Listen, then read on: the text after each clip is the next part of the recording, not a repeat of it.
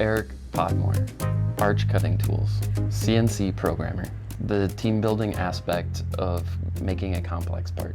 If you're interested in technology-based manufacturing, this is exactly where you want to be. So I went to the local community college, started off in AutoCAD, went on to do basic programming for any kind of CNC mill or lathe, got a little practice on the mills and the lathes, on hands-on practice. Ran those for about 2 to 3 years in school. After that, I went to, got my first job in manufacturing. I used Mastercam for maybe 2 years. Got a little bit more job experience, more tool and die experience.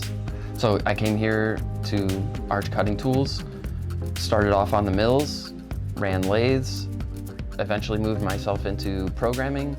When I'm programming machines, I get to collaborate with the machinists on what tools and what processes and how we can speed things up, pretty much from the saw all the way to our finished products.